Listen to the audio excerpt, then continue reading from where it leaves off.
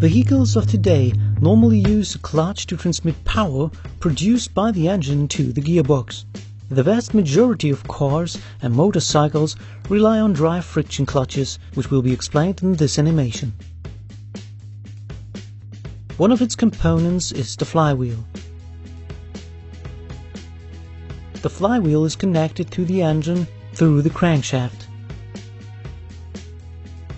The flywheel features external teeth that are used to start the engine of the vehicle. When the car key is turned, the engine is started with the help of a pinion and the battery. After a small amount of time, the engine runs on fuel.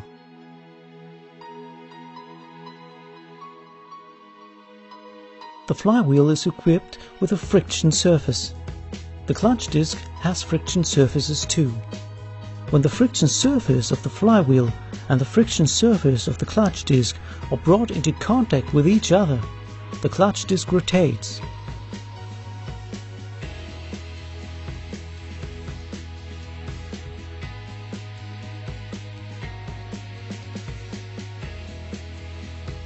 The clutch disc is made of several components, of which the important ones are the hub, which is riveted to the disc with a cover plate, and the friction material installed on both sides.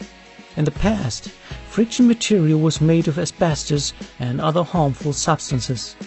Today, friction surfaces are made of ceramics and substances that provide a high coefficient of friction. In general, cars for daily use are equipped with clutches that feature springs to damper shatter, to achieve an easy operation and to reduce the impact to the gearbox at the engagement. The clutch disc is connected to the gearbox through the gearbox shaft. Consequently, the wheels of the vehicle only rotate when the flywheel is in contact with the clutch disc.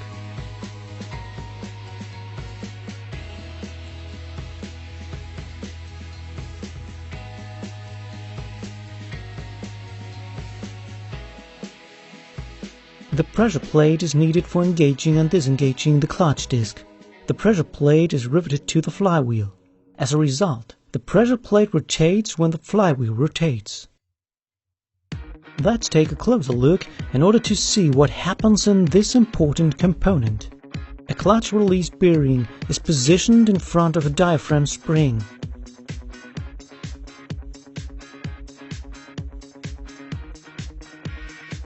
When the release bearing is pushed into the spring, the inner portion of the spring is moved in the direction of the clutch disc, whereas the other portion of the spring is moved in the other direction. Consequently, the clutch is disengaged because the pressure disc is mounted in a flexible manner to the casing. So, the clutch disc can be locked between the flywheel and the pressure plate when the release bearing is released, and it can be released when the bearing is pushed into the diaphragm spring.